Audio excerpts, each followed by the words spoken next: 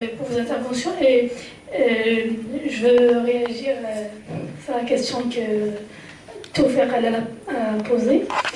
Donc pour nous dans le mouvement du 20 février, il y a plus de 120 coordinations dans 120 villes marocaines. Donc il y a des coordinations dans tout le Maroc, le nord, le sud, l'est et l'ouest. Il y a des plus grandes coordinations telles que Casa, Rabat, Oujda, Tanger et Laayoune. Donc, ce sont les plus grandes coordinations. Il y a des comités. Donc, ces comités-là, c'est ces comités-là qui organisent, qui lancent le début de la manifestation et où ça va commencer. Donc sur Facebook, on a lancé ça le 20 février. Donc par exemple, la Rabat, c'est devant la place de Belhed jusqu'au Parlement, Casa, la place d'El Omar. Donc il y a des places qui sont connues. Donc pourquoi? Parce que c'est facile pour une couverture médiatique internationale et nationale. Et aussi, ça c'est aussi grâce au soutien et l'appui du conseil d'appui où il y a plus de 100 organisations, partis politiques et syndicales. Donc c'est grâce à eux aussi. Et aussi grâce à Facebook. Comme tout le monde le sait, le mouvement avait... Donc, on a lancé l'appel sur Facebook. Donc on fait un événement sur Facebook et donc les gens quand on faisait la mobilisation, on distribuait des tracts où il y a on indique le lieu et l'heure de début de la manifestation ou de la marche. Et aussi pour tu as dit que c'est mixte. Donc pour nous, c'était un défi pour nous pour ne pas, même s'il y a des islamistes avec nous de le mouvement, la comité d'organisation ne laisse plus comme faisaient les islamistes, les femmes par là, les hommes par là, et donc on peut pas se mélanger dans une manifestation. Mais pour nous on dit non, même l'idéologie, même un islamiste avec un gauchiste, avec un communiste, donc on est tous des Marocains qui sont sortis pour revendiquer la liberté, pour dire non au despotisme. Donc on est mixte, femmes et hommes, et aussi malgré nos appartenances politiques ou nos idéologies, donc on est tous, on sort en tant que Marocains en tant que Marocains et pas une autre chose à part ça. Donc c'est pour ça qu'on peut dire que jusqu'à maintenant on a pu unifier beaucoup de la population marocaine pour voilà. Donc comme j'avais dit, les Marocains ont plus peur de sortir, dire même le slogan du Maroc, on le change dans les manifestations. On dit plus, donc on dit égalité, liberté, dignité. C'est plus Dieu, Allah, Dieu, patrie, le roi. Donc on a changé le roi. Des fois on dit le peuple, l'égalité. Donc c'est grâce au mouvement. Sur l'Algérie, est-ce que tu souhaites y répondre? Donc, effectivement, d'abord répondre à l'interrogation sur pourquoi la revendication qui, après le mouvement d'octobre 88 et les 2 ans de relatif exercice démocratique, cette revendication qui était très présente, très mise en avant et sur lesquelles le mouvement des femmes avait avancé, a ensuite reculé. Alors, la réponse, elle présente deux volets. Un volet historique. Il faut rappeler les conditions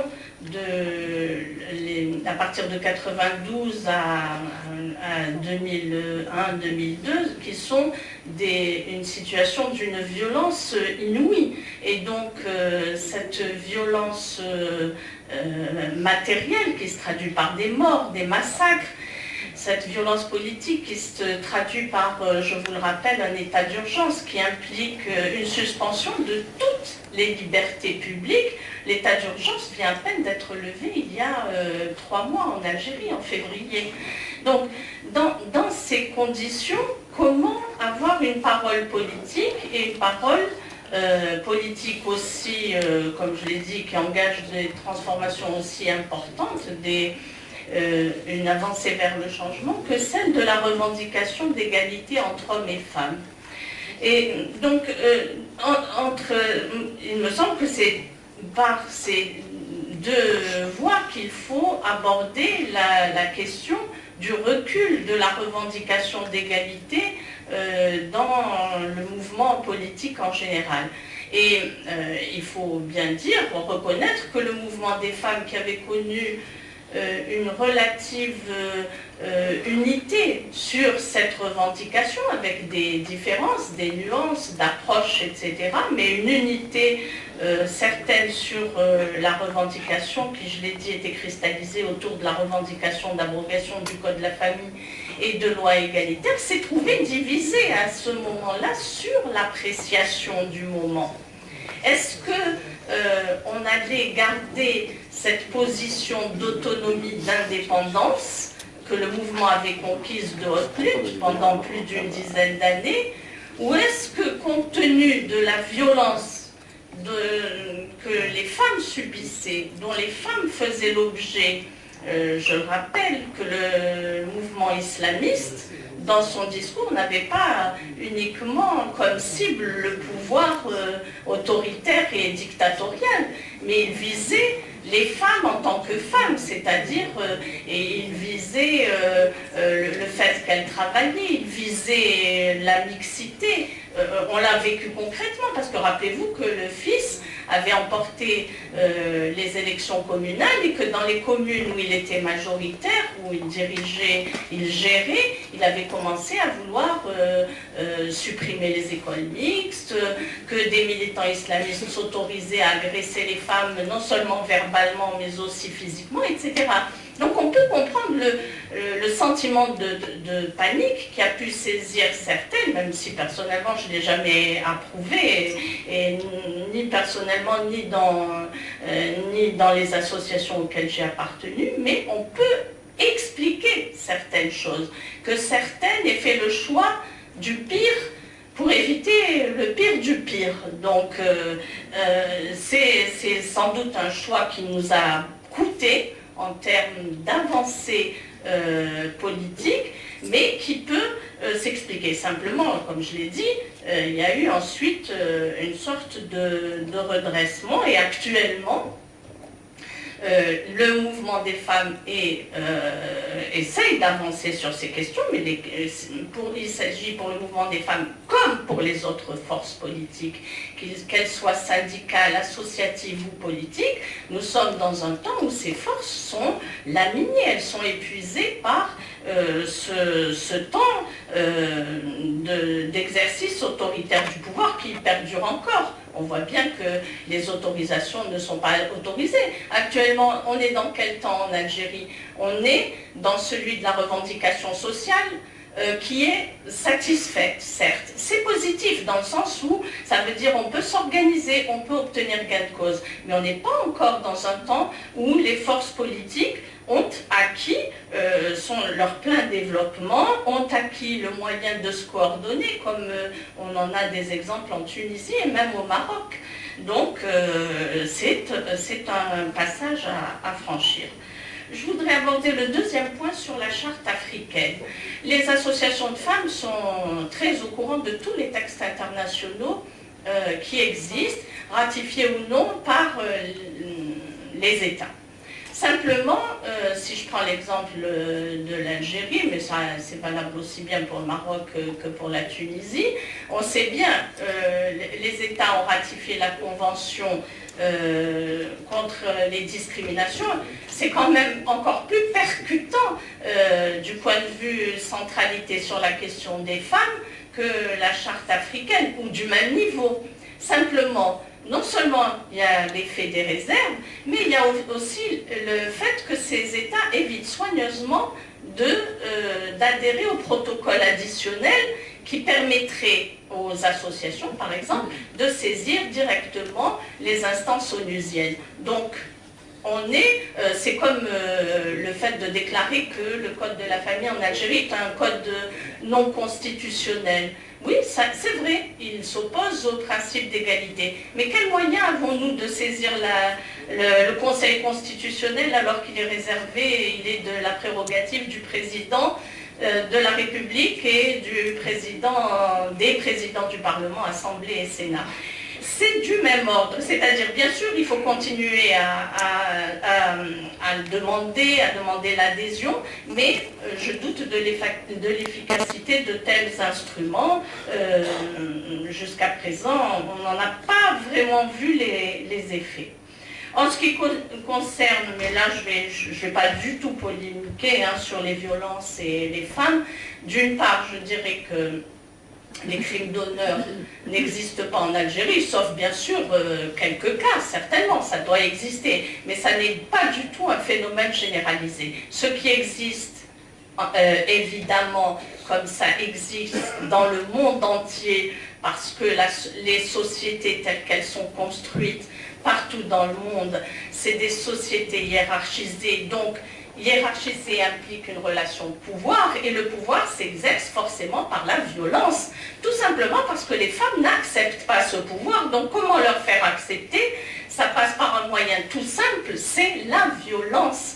On le voit dans toute situation, et donc les violences contre les femmes ne sont pas spécifiques à l'Algérie, elles sont généralisées, et la bataille pour l'égalité, c'est aussi une bataille contre les violences que les associations mènent. Je rappelle que, là on va pas développer, mais elles ont déjà, il y a plusieurs réseaux qui existent contre les violences, et d'ailleurs, même sur ce sujet-là, dans la mesure où les femmes en Algérie ne se contentent pas de lier, elles font toujours le lien politique, dans la mesure où elles l'ont lié à l'existence des lois, à un système politique, et bien en novembre dernier, en novembre 2010, tout un réseau d'associations qui voulaient organiser un débat sur la question avec des représentantes de diverses associations se sont vues purement et simplement interdire le droit de réunion. C'est dire l'enjeu. Enfin, je terminerai sur la question de l'augmentation des mariages polygamiques. Et à quoi ça correspond? Alors déjà, je rappelle que la revendication dans l'abrogation du Code de la famille, elle est dans le mouvement Femmes assorties de lois civiles égalitaires qui impliquent forcément l'abolition de la polygamie.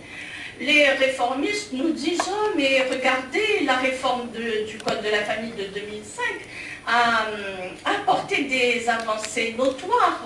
Le candidat à la bigamie, parce qu'en fait il s'agit pas, il doit présenter un dossier solide de ressources, il doit prouver que ces deux femmes, la précédente et la future, sont d'accord, il doit donc, et en plus le juge doit donner son accord, ce qui est vrai selon la loi. Mais quand on a examiné les statistiques, on s'est effectivement rendu compte que l'exception selon laquelle le juge devait donner son accord pour un mariage bigamique était devenue la règle, puisque 60% des demandes de mariage polygamique étaient acceptées. Donc on en revient à la revendication nécessaire et indispensable, loi égalitaire, abolition de la polygamie. Merci. Donc, pas forcément sur mon sujet d'intervention, mais sur le Maroc, parce qu'on abordait la question des codes de la famille. Vous venez d'aborder la question de la polygamie qui a été mise sous condition. Et bien, on a fait la même chose au Maroc. Et ce code de la famille, on l'a présenté également comme étant révolutionnaire. Et sur la question des statistiques, effectivement, il y a les juges qui sont majoritairement des hommes avec des mentalités patriarcales donnent leur accord le plus souvent. Et plus dramatique au Maroc, c'est le mariage des jeunes filles, c'est de la mineure, le mariage de la mineure. Ces mariages doivent être exceptionnels, sont conditionnés, sont soumis à l'autorisation d'un juge. Et bien les statistiques, je les ai malheureusement pas en tête, mais la grande majorité des demandes présentées devant un juge reçoivent une réponse positive. Donc, ce qui est censé être une exception devient malheureusement une règle. Et je pense, comme ça a été dit, qu'il y a énormément de travail à faire là-dessus, et ça s'inscrit pleinement dans le mouvement initié par le mouvement du 20 février. Je te remercie.